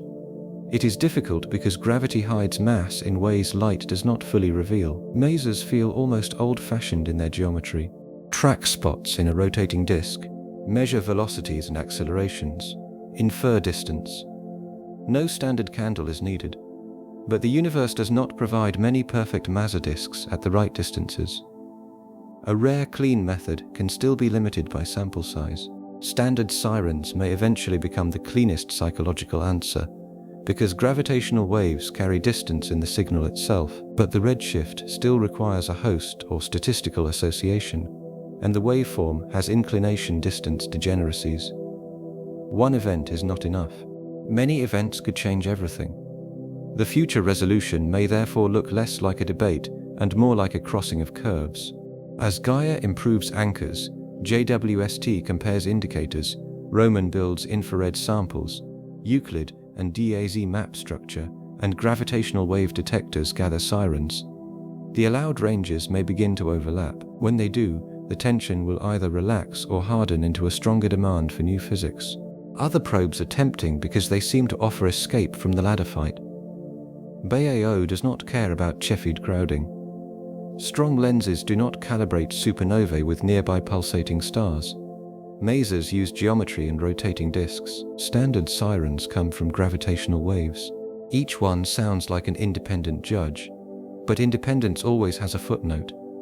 BAO is a beautiful example. Galaxy surveys reveal a preferred clustering scale left by sound waves in the early universe. That scale can map cosmic distances across time. But BAO usually brings the sound horizon with it, and the sound horizon is tied to early universe physics. So BAO is wonderfully independent of local stellar photometry, yet not completely independent of the same early ruler that appears in the Planck route. Strong gravitational lenses use time delays between multiple images of the same variable source. Light traveling along different paths arrives at different moments. Those delays can reveal a distance scale connected to H0. The difficulty is lens modeling. The mass profile of the lens galaxy, the environment around it, and line of sight structure all affect the inference. A lens can be a cosmic clock, but reading the clock requires knowing the shape of the glass. Masers are wonderfully concrete. Water molecules orbiting near supermassive black holes can trace rotating disks, and geometry can yield distances. The problem is rarity. The best systems are precious, and many are still close enough that peculiar velocities matter. Standard sirens are even more different. Gravitational waves carry distance in their waveform, but present samples with secure redshifts are too few and too uncertain to decide the tension alone, so the independent probes are not a verdict yet. They are a jury still being assembled. Gaia can strengthen the base of the ladder. Euclid and Roman can sharpen cosmic surveys and supernova samples. Future gravitational wave events can build a new distance route. What we need is not one clever method winning a press release. We need convergence across methods whose weaknesses do not point in the same direction. The future power of standard sirens is worth pausing over. A gravitational wave signal does not need a candle with known brightness. The wave itself carries distance information because its amplitude fades with distance in a predictable way. If astronomers can identify the source galaxy, they can pair that distance with a redshift. That creates a route to H0 built from space-time ripples rather than stars. For now, the promise is larger than the sample. GW170817 showed the method could work. But one event with geometric degeneracies cannot settle a percent-level conflict. Many events, better detectors, and secure host identifications could change that. A future standard siren ladder might become exactly the kind of independent check the tension needs. Different physics, different errors, and a direct late universe distance scale. New physics is the tempting door in the Hubble tension. It is also the most dangerous door to open too early. If we open it before we understand the measurements, it becomes a catalogue of exciting ideas. If we open it after the measurements, it becomes a disciplined question. What would have to change in the universe for the early map to infer a higher Hubble constant while everything else still works? The rule is simple. Any proposed fix has to move H0 without breaking the CMB, BAO, Big Bang nucleosynthesis, supernova distances, lensing, and the growth of structure. That is a brutal rule. It should be. A model that fixes one number by damaging 5 other measurements has not solved the problem. It has moved the problem. Early dark energy is one of the most discussed ideas. The basic thought is to add a temporary energy component in the early universe, active around the era before recombination. If it changes the early expansion rate and shrinks the sound horizon, then the same CMB angular pattern can imply a higher H0. It attacks the Planck side inference where a smaller ruler can move the answer upward. That makes early dark energy attractive. It also makes it constrained. The component must appear at the right time with the right strength, then fade away. It must preserve the CMB peak structure. It must not ruin BAO. It must not damage structure growth too badly. Some versions help H0, but create tension elsewhere. The universe does not let us add ingredients without consequences. Extra relativistic species offer another route. Cosmologists often describe this through NFS, the effective number of light relativistic particles in the early universe. More radiation-like energy can change the early expansion rate and reduce the sound horizon. But Planck and Big Bang nucleosynthesis strongly constrain how much extra radiation is allowed.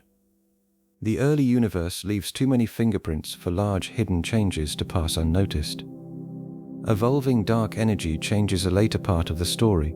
Instead of a strict cosmological constant, dark energy could vary with time. JWST and other surveys have made this topic especially interesting in broader cosmology discussions. But for the Hubble tension itself, late-time dark energy changes often struggle to raise H0 enough without conflicting with BAO and supernova distances. It may be part of a richer map. It is not an easy key. Modified gravity goes deeper. Perhaps the equations connecting matter, energy, geometry, and expansion need alteration on cosmic scales. But general relativity is not an untested guess. It has survived many tests, from the solar system to gravitational waves.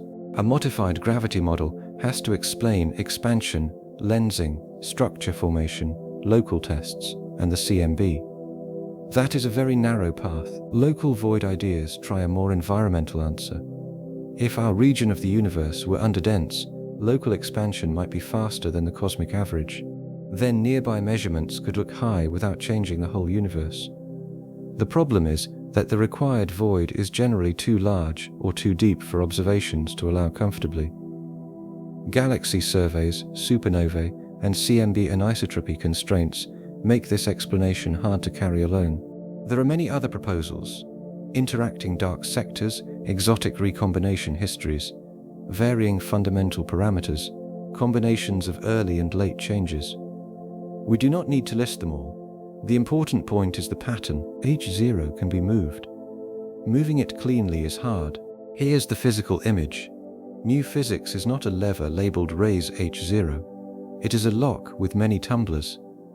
H0 is one tumbler. The CMB peaks are another. BAO is another. Light element abundances, lensing, supernovae, matter clustering, and galaxy surveys are others. A real solution has to turn the whole lock.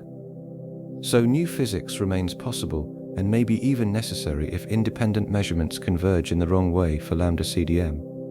But it has not won by default. Measurement systematics have not been eliminated. Alternative local indicators have not fully converged. Theory models have not produced a universally accepted clean fix. The map may be incomplete.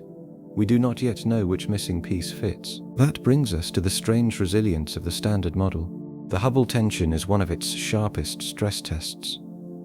Yet lambda CDM refuses to simply collapse. To understand why, we need to look at what still holds. Early dark energy has a simple narrative appeal because it acts before the CMB is released. Add a brief extra push, shrink the sound horizon, and the Planck-inferred H0 can rise. But the timing is delicate. Too early, too late, too strong, or too persistent, and other observables complain. The idea is elegant only if the universe allows the details. Extra radiation faces a similar problem. The early universe is sensitive to the number and behavior of light species. Neutrinos already contribute. Add more and the expansion before recombination changes. But CMB and light element constraints keep the allowed space tight. A hidden particle cannot simply appear because H0 wants help. Dynamical dark energy may become more important if BAO and supernova surveys keep hinting that dark energy is not perfectly constant. But late changes have to thread a needle. They affect distances at lower redshift, and those distances are measured by supernovae and BAO themselves. A solution cannot contradict the very distance data it uses. Modified gravity is philosophically tempting because expansion is geometry, and gravity governs geometry. But gravity also governs lensing, cosmic structure, black hole mergers, solar system tests, and neutron star observations. Changing it on large scales without leaving the wrong fingerprints elsewhere is a formidable task. The theory path therefore ends with humility. The missing ingredient, if it exists, may be subtle. It may be a combination of effects, or it may not be new physics at all. A serious model does not win because it is imaginative. It wins because it survives the whole universe checking its work. Only now should new physics enter the room, not as a rescue fantasy, and not as a forbidden thought. If the local high value survives every systematic attack, and if independent probes move with it, then the standard map may need a new ingredient. The difficulty is that H0 is not the only observable the model must satisfy. A successful theory has to raise the inferred expansion rate without ruining the rest of cosmology. Early dark energy is one of the most discussed ideas because it attacks the sound horizon. Add a temporary energy component in the young universe, let it fade away, and the maximum distance sound waves travel before recombination can shrink. A smaller sound horizon can help the CMB fit tolerate a higher H0. The attraction is clear, the danger is also clear. The same change can disturb CMB peak heights, lensing, BAO, and structure growth. Extra-relativistic species work in a related spirit. More light, fast-moving energy in the early universe changes the expansion rate before recombination.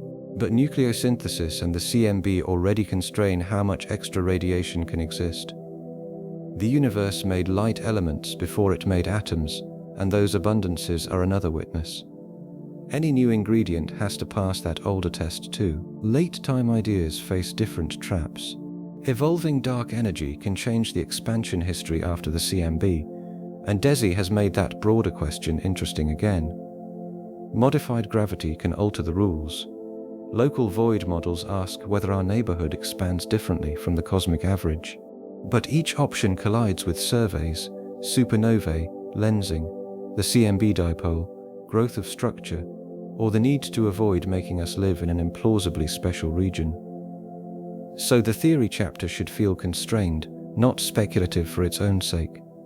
The phrase new physics is not a magic key. It is a burden.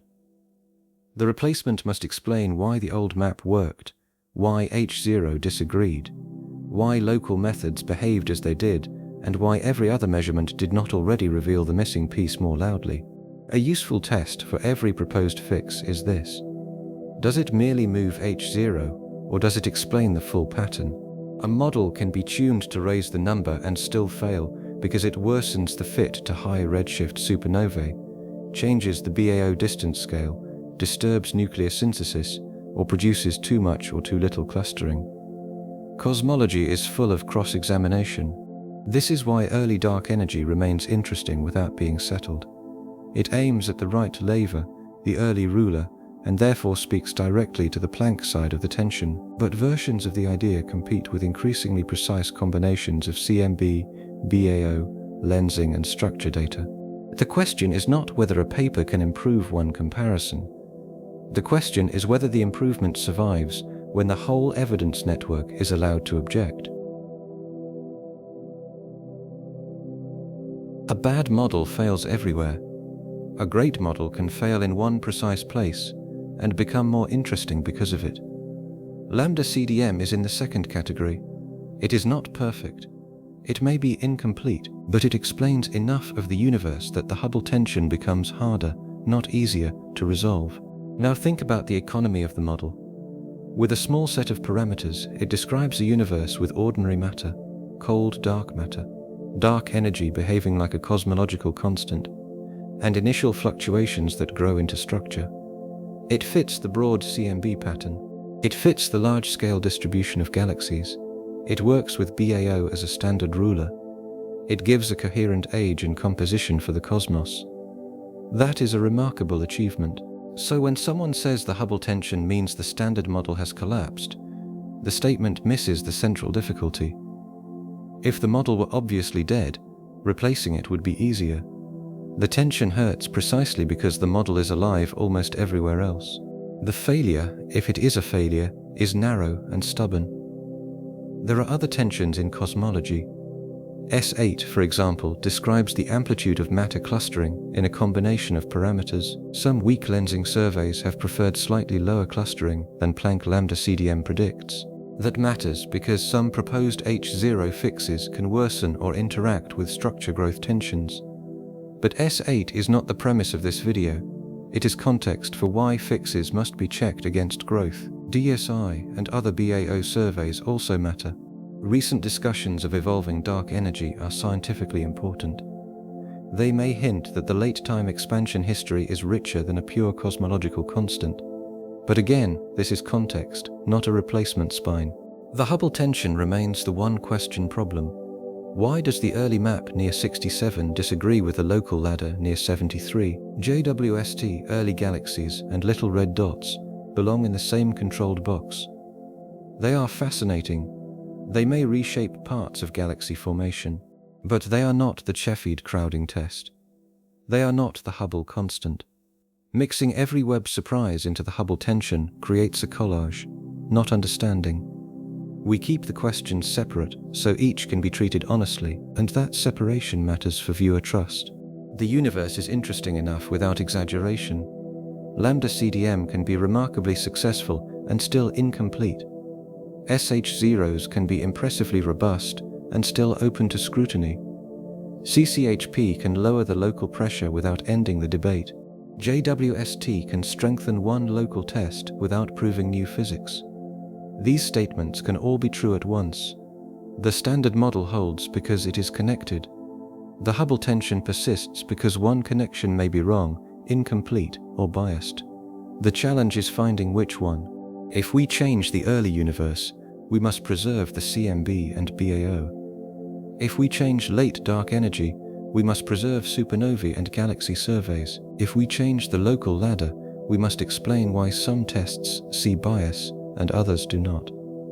This is why the most honest phrase is not cosmic crisis. It is incomplete map. A crisis suggests collapse. An incomplete map suggests a boundary, the place where a tool that has worked beautifully begins to show us what it cannot yet explain. So where does that leave the two numbers? Still standing. 67 remains tied to a powerful early universe model. 73 remains tied to a strong Cepheid supernova ladder. High 60s and around 70 counterweights remain tied to independent local indicators. Other probes remain promising, but not decisive enough. The model holds, the tension holds with it, and now we can ask the most useful final question. What would count as a real resolution? Not a headline, not one new paper, not a telescope image. A real resolution has to make the roads converge, or explain exactly why one road was bent. The word crisis can be useful if it means a real pressure point. It becomes harmful if it suggests collapse. Cosmology is not a building falling down because of H0. It is a structure with one beam under unusual strain. Engineers do not ignore that strain. They also do not declare the whole bridge imaginary before inspecting the joints. S8 is a good example of controlled context. If matter clustering is lower than Planck predicts, some H0 fixes might help or hurt. But S8 is measured with weak lensing and structure surveys, not Cepheid distances. It can inform the theory space without becoming the same problem. Keeping that separation prevents a false college of tensions. DESI's dark energy discussions deserve the same discipline. If dark energy evolves, the expansion history may need revision. That could matter for H0 indirectly, but a DESI hint is not a substitute for explaining why Planck and SH0s differ. It is a neighboring door, not the hallway we are walking down tonight. JWST galaxy surprises are even more separate. Early massive galaxies and little red dots may challenge models of galaxy formation, black hole growth, dust, or stellar populations. They do not automatically change the Hubble constant.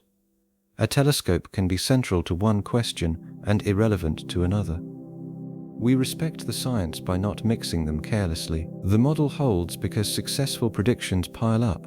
The tension persists because one prediction, when compared with a local ladder, does not fit. That is exactly the kind of problem that can lead to progress. A total failure would be easier to reject. A narrow failure demands understanding. The standard model's strength changes the emotional tone of the whole tension. If lambda CDM failed everywhere, the story would be simpler. We would say the map is obsolete and look for a new one. But that is not what happened. The model fits the broad CMB pattern, the growth of cosmic structure, the rough expansion history, supernova distances, and BAO with remarkable economy. Its problem is not loud collapse. Its problem is a narrow, stubborn disagreement at a key junction. That narrowness is why adjacent anomalies need discipline. The S8 tension, where some weak lensing surveys prefer less matter clustering than Planck predicts, is relevant because some H0 fixes interact with growth. Daisy's hints about evolving dark energy are relevant because dark energy controls late expansion. Webb's early galaxies and compact red objects are relevant mostly as a warning about hype. Interesting surprises in galaxy formation are not automatically the Hubble tension. They live in neighboring rooms, not at the center of this one. Now imagine trying to repair a bridge while traffic still crosses it safely in most lanes. You cannot simply demolish the whole structure because one joint is strained. You inspect the joint, you test the materials, you ask whether the load calculation is wrong, whether the sensor is biased, or whether the design needs a reinforcement that preserves the rest. Lambda CDM is that bridge. The Hubble tension is a stressed joint in a structure that still carries enormous explanatory weight. This is why serious cosmologists can sound both excited and cautious. The tension may be a doorway to new physics. It may also be a hidden calibration problem. It may involve several smaller effects rather than one dramatic culprit. The data have not yet forced a single answer, and a forced answer would be less scientific than an unresolved one, handled carefully. The model holds, but not perfectly. The tension holds, but not decisively enough to crown a replacement. That uncomfortable middle is the real frontier. It is where precision becomes philosophy in the best sense. A question about what we are allowed to trust when our best roots disagree. The phrase standard model can sound conservative, as if scientists cling to it because they dislike change. The better reason is more demanding. A model earns loyalty by making risky predictions and surviving contact with data. Lambda CDM survived because it connected the early microwave sky, the distribution of galaxies, the acceleration seen in supernovae, and the statistical ruler of BAO. It is simple enough to be vulnerable, which is why the Hubble tension is meaningful. If a future model replaces it, that replacement will not make the old model foolish. It will make the old model approximate. Newton's gravity did not become useless when general relativity arrived. It became a remarkably good limit in the places where its assumptions hold. Lambda CDM may face a similar future, or it may survive after a local calibration shifts. The evidence has not chosen yet. This middle position can frustrate anyone who wants a simple ending. But it is exactly the kind of unresolved state that produces good science. Teams design observations to attack one assumption at a time. Webb checks crowding. Gaia improves parallaxes. Roman may improve supernova samples and infrared calibration. Euclid and Desi map cosmic structure. LIGO and future detectors build standard sirens. None of these tools needs to be a savior. Each can remove one hiding place. A real frontier is not always a place where nobody knows anything. Sometimes it is a place where we know so much that the remaining disagreement becomes painfully specific. The Hubble tension is specific. It is not a vague feeling that cosmology is strange. It is a numerical split between an early model inference and late distance ladders, surrounded by counterchecks that have not fully converged. A real resolution to the Hubble tension would not look like a single dramatic sentence. It would look like convergence. Cepheids, TRGB, JAGB stars, masses, and standard sirens would begin pointing to the same local value with independent error budgets, or a specific local systematic would be identified, quantified, and shown to move the high value downward by the required amount. Not suspected, not waved at, measured. Another kind of resolution would come from the early side. A modified cosmological model could raise the Planck-inferred H0 while preserving the CMB peak structure, BAO distances, Big Bang nucleosynthesis, growth of structure, lensing, and supernova evidence. It would also make new predictions that future surveys could test. That would be a genuine map improvement, not a patch. Future instruments matter because they can force this convergence. Gaia can keep strengthening the geometric base of the ladder. JWST can compare multiple distance indicators in the same galaxies. Roman can build powerful infrared supernova and survey samples. Euclid and DESI can sharpen the large-scale structure and BAO side. Gravitational wave detectors can turn more mergers into standard sirens. The solution may come from a choir, not a soloist. But we should also say what would not count. One press release saying the crisis is solved would not count. A model that fits H0 but damages BAO or the CMB would not count. A Webb image of an unrelated high redshift galaxy would not count. A local ladder criticism that cannot produce the needed shift would not count. The standard for resolution is higher because the measurements are better. Now return to the simple question in the title. Why can't we measure how fast the universe is expanding?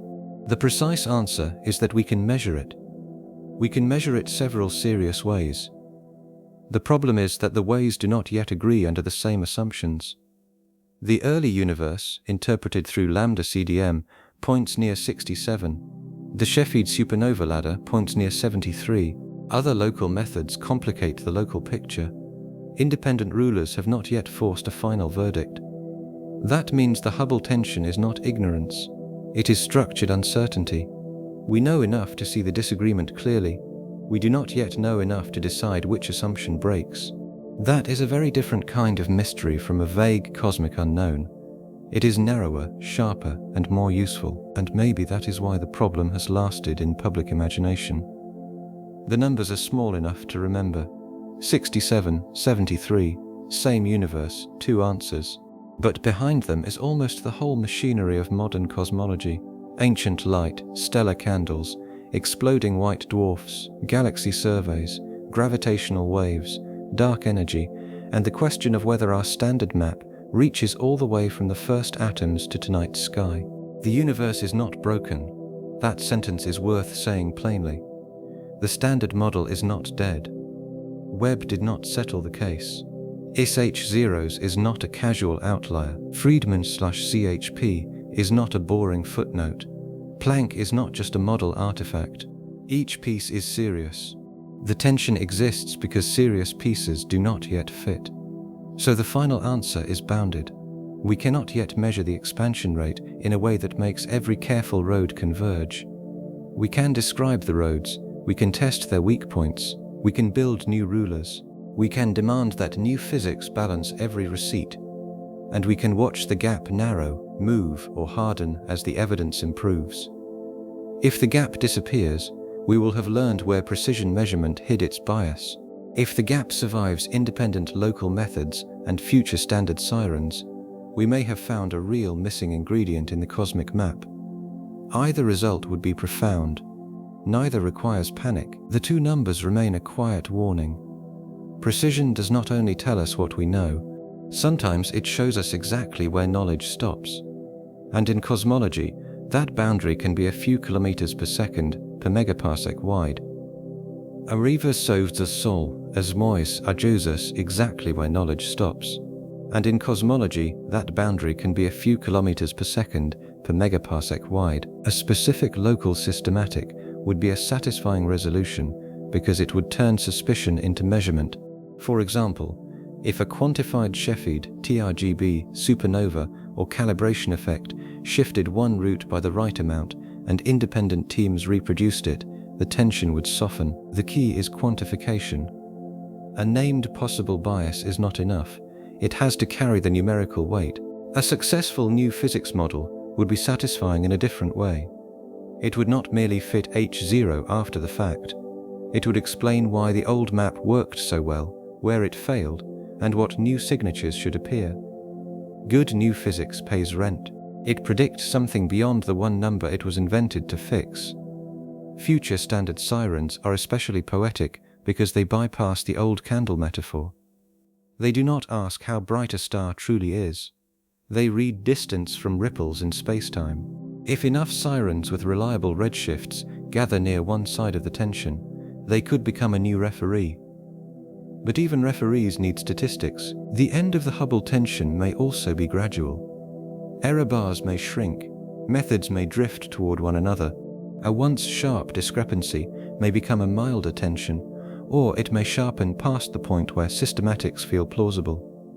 Science often resolves mysteries by changing their shape before it changes their name. For the viewer, the practical standard is simple. The next time a headline says the crisis is solved, ask which road moved, by how much, and what else survived. Did independent methods agree? Did the model preserve CMB and BAO? Did the claimed systematic actually shift the number? Those questions are the antidote to hype. A real resolution would look different from most headlines.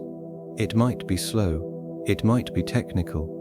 It might arrive as a table where Cepheids, TRGB, JAGB masses, lenses, BAO, and standard sirens finally overlap after years of improved calibration. That kind of result would not sound dramatic, but it would be profound.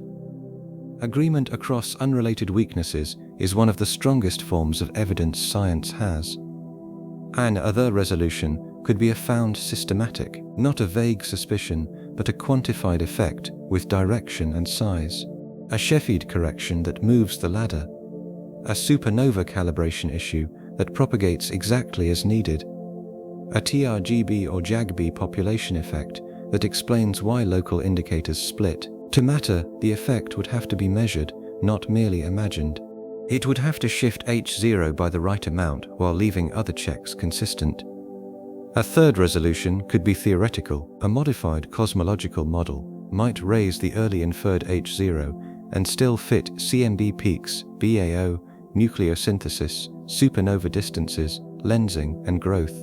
That would be extraordinary, but it would also need humility. The new map would not win because it sounded elegant in one paragraph. It would win because it survived the whole evidence web. What would not count?